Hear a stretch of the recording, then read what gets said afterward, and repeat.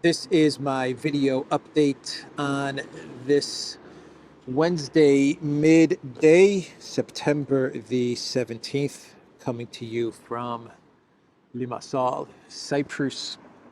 Let's talk about some news. And let's start things off with the United States approving $500 million in military aid to Project Ukraine. These are two military aid packages that have been approved by the Pentagon. And this is significant because what they're telling us is that these are the first military aid packages under the NATO purchasing weapons scheme that the United States and NATO cooked up a couple of months ago.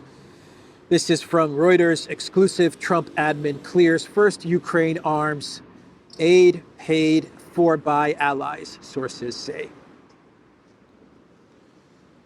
So this is according to the Trump administration, weapons purchased by NATO member states, and then the NATO member states, they hand over the weapons to Project Ukraine. So the narrative from the Trump administration is that unlike Biden, he is no longer just giving weapons to Ukraine. He's selling weapons to NATO, and then NATO gives the weapons over to Ukraine. Of course, NATO is mostly funded by the United States. So effectively, it is the United States purchasing weapons from the United States and then handing over those weapons to Project Ukraine. That's pretty much what is going on here.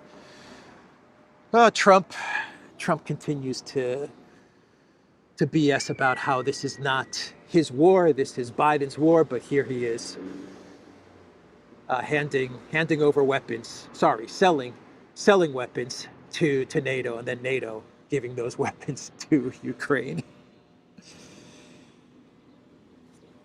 And Trump's the neutral mediator in all of this, right?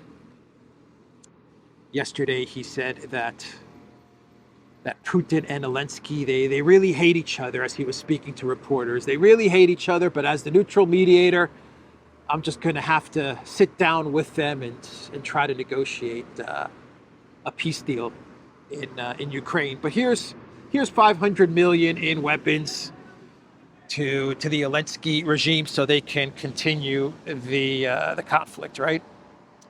And Russia plays along with this. They go along with this. Trump administration is the neutral mediator that is trying to broker a peace deal. Anyway, more weapons to Project Ukraine. $500 million in weapons in two packages. And the narrative, because it's all about narrative and spin when we're talking about the collective West, right?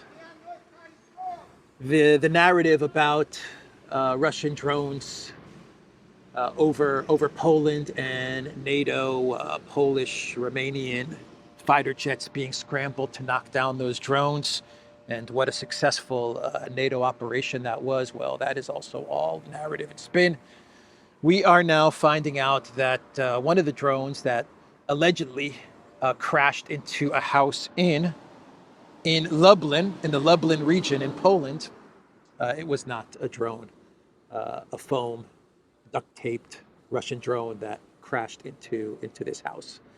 What it was is an F-16 missile trying to fire at this foam duct tape decoy drone that landed on this house. In other words, the Polish military or Polish fighter jet fired a missile into a home in the Lublin region of Poland as it was trying to knock down this Russian decoy drone. A Polish rocket hit a house in the Lublin region. The prosecutor's office conceals information about an unidentified flying object, the remains of which fell on a house in the Vriki in the Lublin region. The Ministry of National Defense is also silent, according to Rzeczpospolita. It was a rocket launched from a Polish F-16, which tried to shoot down a flying drone. It had a malfunction of the guidance system. Yeah, that's what it was, a malfunction of the guidance system. Even German media is picking up on this story, and German media is the most anti-Russian, pro-Ukrainian media out there. They are saying that an F-16 rocket hit a house in Poland, not a Russian drone. But this is not stopping the European Union from capitalizing on this whole Russian drones are attacking Poland, are attacking the EU's Eastern Front narrative, and they are announcing the creation of a drone wall. A drone wall. It sounds good, huh? Yeah, they're going to front load a 6 billion euro loan in order to build a drone wall. Yep. The washing machine keeps spinning and spinning, according to the Financial Times. Europe turns to Ukrainian tech for drone wall against Russia. The EU is prepared to fund a drone wall across Eastern Europe, says spokesperson, following van der Leyen's backing for the idea, which Estonia, Latvia, and Lithuania have been pushing for. Yeah, a drone wall, that's going to protect the EU from Putin's invasion.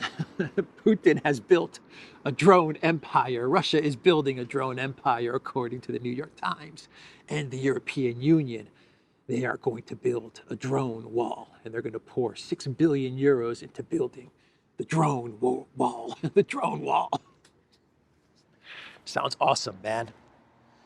Latvia, Estonia, Lithuania, Poland, Romania, you have nothing to fear any longer from the Putin, because Ursula is going to be building a 6 billion euro drone wall. As the washing machine spins and spins and spins.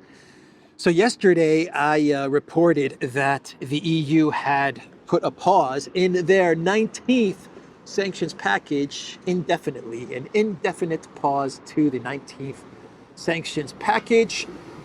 And the reason that they put this pause in the sanctions package was because of Trump's ultimatum to NATO member states, which was stop buying Russian oil and tariff China 50 to 100%. And then the United States will join you in sanctioning Russia. If you don't do that, well then we're done talking about the sanctions on Russia and secondary sanctions on China and India. And this set the EU into a panic, realizing that the president of the United States may not be on board with Russian sanctions and further escalation with Project Ukraine. And so they announced an indefinite pause on the 19th sanctions package, which was going to be released today. And it's a real shame. It's a real pity that the sanctions, the 19th sanctions package, has been paused indefinitely, because my sources in Brussels, and I have excellent sources in Brussels, they told me that this 19th sanctions package, this was going to be the one. This was going to be the one that finally would sink the Russian economy and put an end to Putin's war machine. The European Union, according to my sources, they planned this out so that it was the 19th sanctions package that was going to be the one that finally put an end to the Russian Federation. So unfortunately for the European Union, for Ursula and for Kaja Kallas, the launch of the devastating 19th sanctions package has been postponed indefinitely. Or so we thought. Or so we thought. Because Ursula, she got on the phone with Trump, because President Trump has nothing better to do than to talk to Ursula von der Pirate. Anyway, she got off the phone. She got on the phone with Trump and then got off the phone with Trump. And she posted on X, I had a good call with POTUS on strengthening our joint efforts to increase economic pressure on Russia through additional measures. The Commission will soon present its 19th package of sanctions targeting crypto, banks, and energy. Russia's war economy, sustained by revenues from fossil fuels, is financing the bloodshed in Ukraine. To put an end to it, the Commission will propose speeding up the phase out of Russian fossil imports. Yeah, I don't think that's going to do the trick, Ursula. Speeding up the phasing out of Russian fossil imports. That's not what Trump is demanding of you. He is telling you to stop, as of today. Stop buying Russian oil and also tariff China 100%. So Ursula is saying that this is going to convince Trump to join the EU in sanctioning Russia. The fact that they are going to phase out Russian energy. She also announced that the 19th sanctions package will go ahead, though no date has been given in this ex-post. And it is going to be targeting, the 19th sanctions package will target crypto. I don't know what that means, crypto, banks, and energy. So energy is the phasing out, right, of Russian fossil fuels.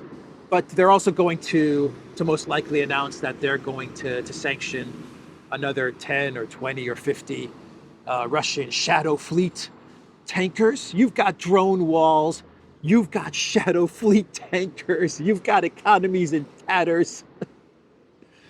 The script writers. They're pretty good, those script writers. Anyway, that's what the energy sanctions that they're going to announce in the 19th sanctions package. That's what it's going to be. It's going to be a phasing out of fossil fuels. It'll be sanctioning some more Russian shadow fleet tankers. The crypto, I have no idea what that is. They're going to sanction. What are they going to sanction? Pepe coin, Trump coin. I don't know. Putin coin.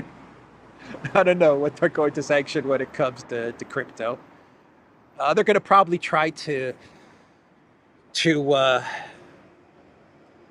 stop exchanges, if I had to guess. Maybe they're going to try to stop exchanges from allowing transfers of crypto into Russia. But I thought they've already done that. I thought the big exchanges have already pretty much canceled any crypto or Bitcoin being sent to Russia, or having any Russian citizens via KYC hold any accounts in the big exchanges like Coinbase and stuff like that. So anyway, we're going to have to wait and see what the whole crypto sanctions is about. But the banks, I think we know what the banking sanctions is going to be. That's going to be going after Russia's SWIFT, which is the SPFS. And that's going to target not Russian banks. What they're going to target are secondary banks that are plugged into Russia's SWIFT system, Russia's SPFS system, and that are trading with Russia. So basically, the EU, if I had to take a guess, what they're going to announce is secondary sanctions on banks, on country banks that are doing business with Russia, and they're not going to be happy about this. Countries that are doing business with Russia and are messaging via Russia's SPFS system, they're not going to take kindly to the EU sanctioning them. So anyway, we're going to wait and see what the 19th sanctions package is all about and when it will be launched. And then we're going to talk about the 20th sanctions package. You see, I told you guys, you can't stop the creation of sanctions packages. I don't care even if you are the President of the United States, Donald Trump. You can't stop the creation of EU sanctions packages, because if you did that, then you would leave Kaja Kallas without anything to do, right? And we can't have that. If there are no sanctions to cook up, then Kaja Kallas has nothing to do. And that means Kaja Kallas and her entire team, how are they going to justify their six-figure salaries without having sanctions packages to put together? Anyway, sticking with Vander Pirate, In October, she is going to face two no confidence votes, according to Politico. October 7th, 8th, and 9th. They are going to talk about no confidence in Ursula von der Leyen. And the one confidence vote is coming from the right. And they're saying that Ursula made the worst trade deal in history with the United States and with Trump. So they're upset about that. So they're calling the no confidence vote. And the other no confidence vote is coming from the left. And they are saying that Ursula has not done anything about the genocide in Gaza. She has looked the other way as the genocide in Gaza has been unfolding. And so that's what the two no confidence votes are about. It's interesting to notice that both the left and the right, they don't want to say that Ursula is incompetent and she's completely sunk the European Union and EU economies because of her sanctions against Russia and supporting Project Ukraine. They don't want to say that. They don't want to go there. They don't want to talk about Ursula's support for the Zelensky regime, and they don't want to talk about how her policy towards Russia and the 19 sanctions packages have contributed to the EU's downfall.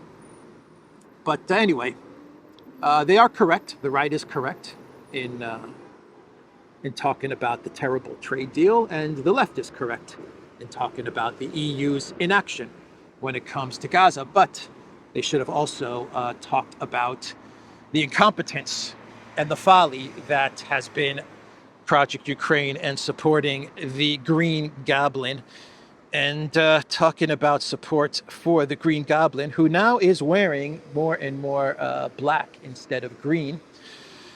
We have the news coming out of Canada, which is that Chrystia Freeland, who was once the right hand of Justin Trudeau and also the finance minister of Canada, and under Carney, I believe she was appointed the housing minister, or the interior and housing minister.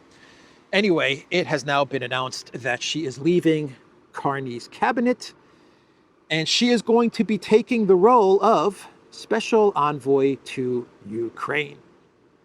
This is a non-cabinet, non-governmental role that they're creating for Chrystia Freeland. And basically, from my understanding of things, she's going to be the Keith Kellogg of Canada, right? She's going to be the special envoy for Ukraine.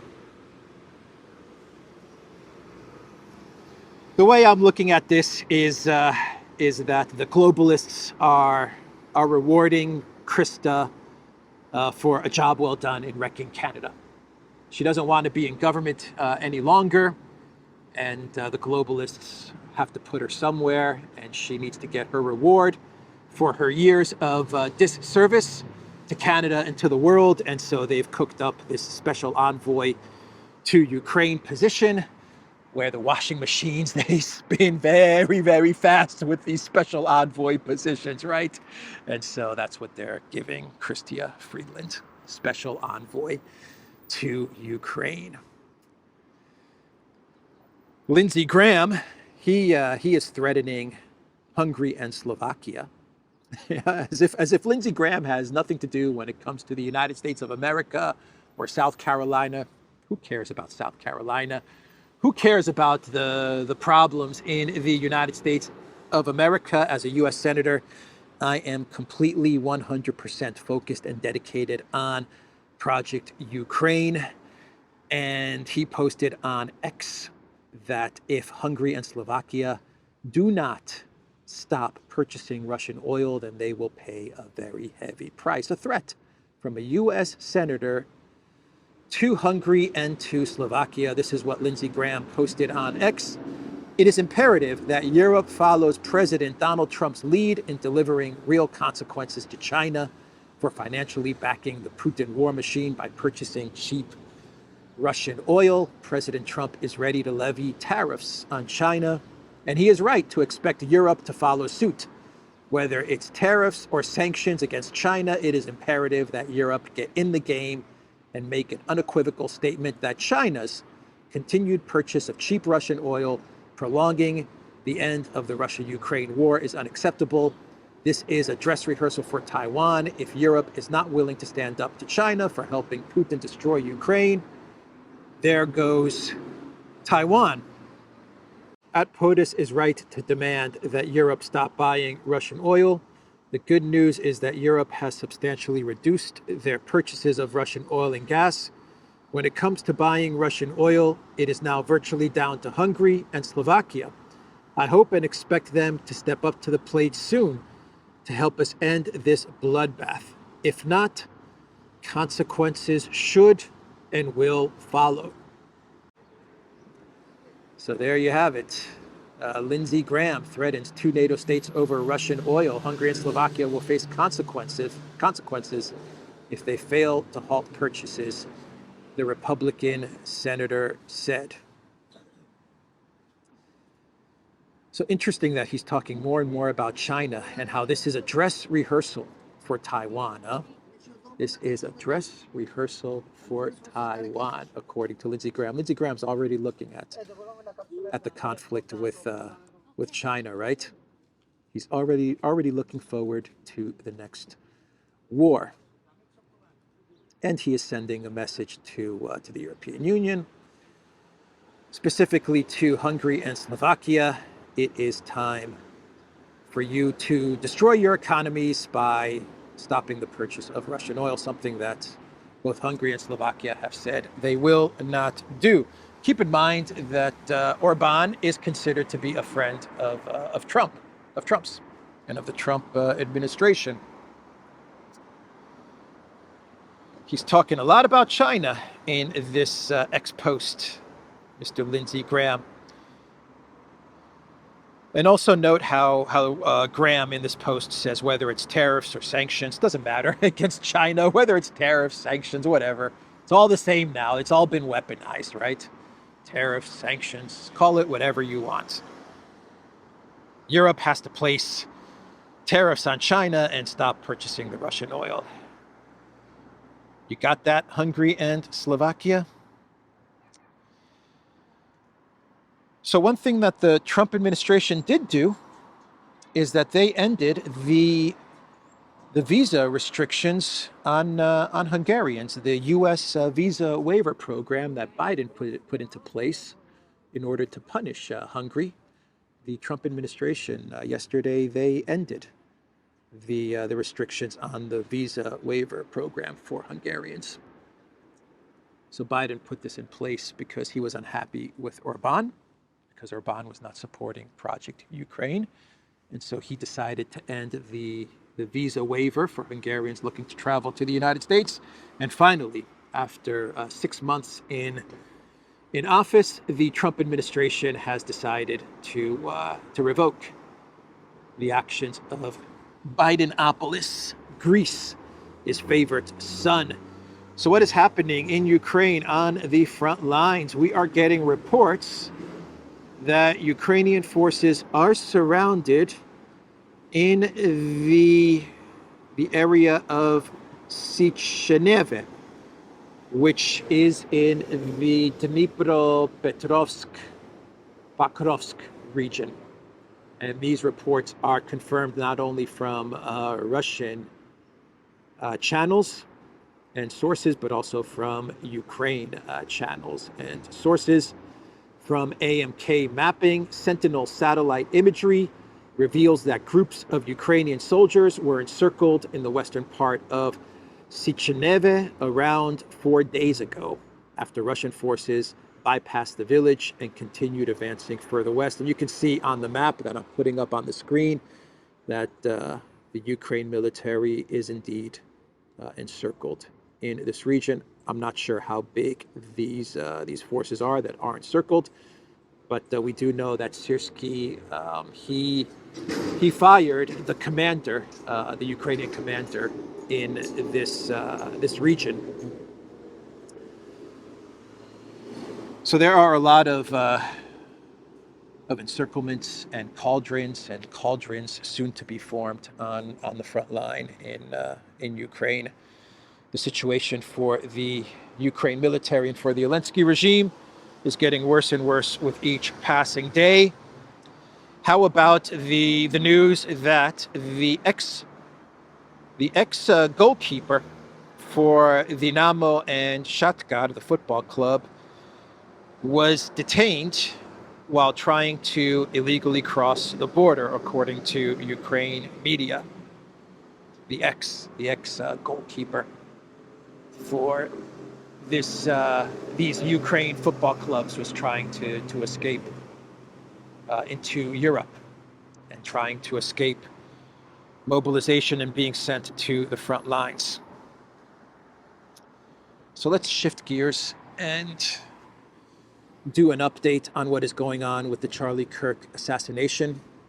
According to CNN, prosecutors seek death penalty for Charlie Kirk murder suspect. Key takeaways from the charges against Tyler Robinson. Let me pull up this story from CNN. We've now had all of the text messages between Robinson and his partner. They have been released, so now we know exactly what Tyler was texting his partner after the assassination, and also connected to dropping off, to ditching his rifle, and we also have the information about his mother and father, and how they got Tyler to turn himself in to the authorities. All of that stuff has now been released. I'm not going to read all of the messaging, the exchange that took place between Robinson and his partner. You can find that on pretty much any media outlet. CNN has the text messages. It's on X, it's on Telegram. But prosecutors are seeking the death penalty, aggravated murder, as well as many other charges. Utah County prosecutors charged Robinson through an information document rather than an indictment. An information court document allows prosecutors to charge someone directly and requires a probable cause hearing, during which a judge determines if there is sufficient evidence to proceed. The charging document for the 22-year-old suspect outlines evidence collected by investigators, including DNA on the suspected murder weapon and a texted confession. Yeah, it's all there. The DNA is there, the messaging with the partner is there, the communication with his mother and father, it's all there in this document. The video that has come out with this sentencing is pretty. It's pretty revealing. You see this guy Tyler Robinson. I mean, there's no emotion. There's no remorse. There's no fear, regret. Nothing at all.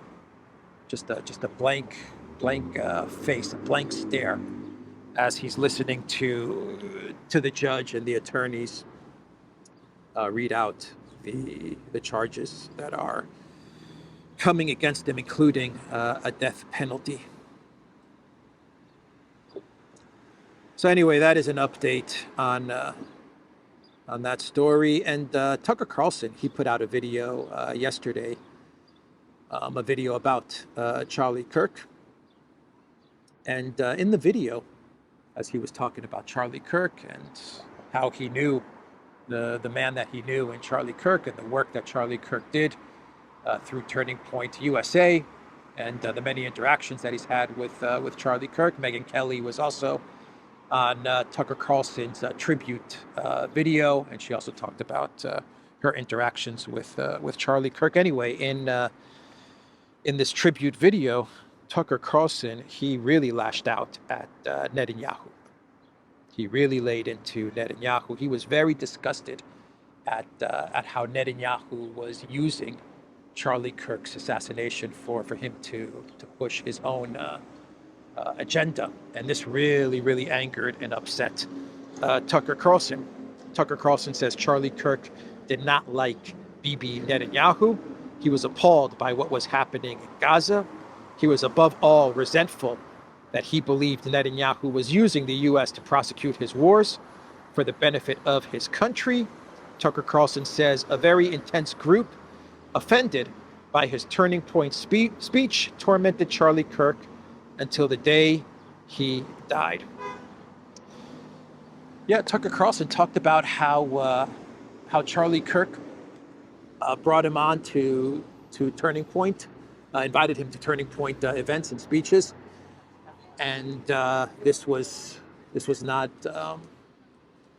liked by various groups that were looking to fund, that had previously funded Turning Point, or were looking to pour more money into Turning Point USA. They did not like the fact that Tucker Carlson was being invited to speak because of the position that he had taken with Israel, with Gaza, as well as with the escalating conflict with Iran, which, by the way, according to Tucker Carlson, Charlie Kirk was also taking the same position. He did not want the United States to go into conflict with Iran on behalf of Israel, and Tucker Carlson made a point of noting that. Anyway, these powerful groups, they were tormenting, according to Tucker Carlson, tormenting Charlie Kirk over the fact that he was inviting Tucker Carlson to speak at the Turning Point events, and they were also pulling out the funding to Turning Point and stuff like that. So that was a very interesting statement from Tucker Carlson. Should we segue over to Bidenopolis and some clown worlds? By the way, we're starting to get some more information about the whole TikTok purchase that is being worked out between Trump and Xi Jinping. They're going to speak today via phone call, and allegedly, according to Scott Bessent, they are going to be finalizing the sale of TikTok, according to Bloomberg and a post from Glenn Greenwald, one of the groups that's going to be involved in purchasing TikTok USA. It looks to be Larry Ellison, the Ellison family of Oracle software fame. TikTok buyers to include Oracle, Silver Lake, and Andreessen. Andreessen, a very big, prominent venture capitalist in Silicon Valley. According to Glenn Greenwald, Larry Ellison, the Oracle mega billionaire who has donated millions to the IDF, just had his kid buy Paramount CBS to have Barry Weiss run it, is trying to buy CNN, and now will buy TikTok with Andreessen Horowitz. Lucky break for Israel as its support collapses in the U.S. Yeah, interesting. TikTok was a platform that Netanyahu took issue with. He blamed a lot of the support for Palestine and the information that was coming out of Gaza. He blamed it on TikTok. And according to this post by Glenn Greenwald, it now looks like when it comes to TikTok USA, you're going to have someone who is very supportive of Netanyahu and of the IDF, Oracle, in on the purchase. Sorry, not Oracle, Larry Ellison and the Ellison family, which is also buying Paramount CBS, as well as CNN, huh?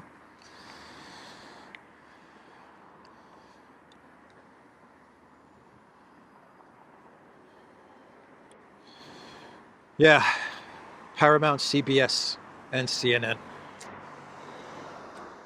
Okay, I think we can do a clown world.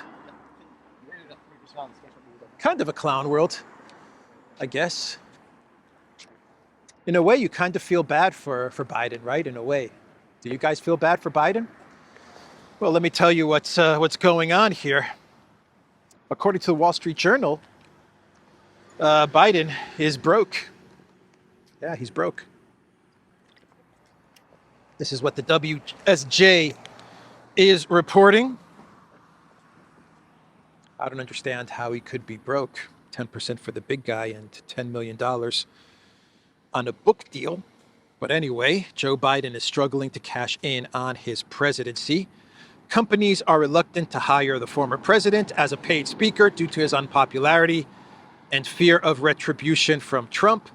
Joe Biden is mired in debt and struggling to secure income since leaving office. The former U.S. president has faced serious challenges. His book deal was far smaller than those of his predecessors. He is weighed down by debts, his own and his son's, and he is having difficulty finding venues willing to host his lectures. His book deal was for 10 million bucks, man. What are they talking about? Okay, it wasn't for 20 or 30 or 50 or a gazillion dollars that Obama got for his book deal, but still, $10 million, man. My understanding of things is that Biden, from his pension and everything else related to him being in government and president, he gets something like $450,000 or $405,000 annually. And that's just not enough to pay for all of his expenses, his homes, his son, right? His son has some very expensive habits, but yeah, he just can't pay for all of it. I can't believe that venues don't want to book Biden to speak. I can't believe that.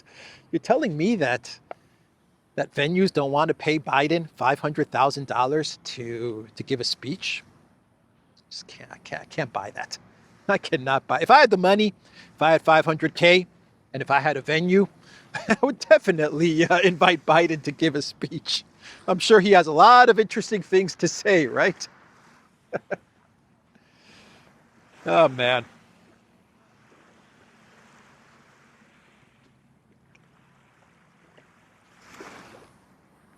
Yeah, he's having money problems, Bidenopolis. Reminds me of Clinton and the Clinton Foundation, right? When Hillary was Secretary of State, the Clinton Foundation was booming, man. They were booming. They were getting donations from Ukraine, which was the number one donators. Where donations were coming from Ukrainian sources. They were getting a ton of money from Saudi Arabia. I mean, they were just making so much money, the Clinton Foundation, as Hillary Clinton was Secretary of State. The minute she was no longer Secretary of State, the Clinton Foundation ran into all kinds of troubles, right? That's what this whole Biden story reminds me of. Bidenopolis. Greece's favorite son. Joe Biden is struggling to secure income.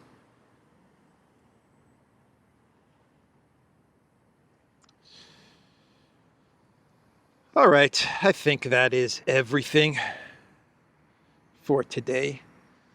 I will see everybody tomorrow. Let's check out the outdoor gym. One of the many outdoor gyms that you will find on the beaches of Limassol, Cyprus. I will see everybody tomorrow. Hey, like this video, subscribe to this channel. Maybe I can get to 242,000 subscribers on YouTube.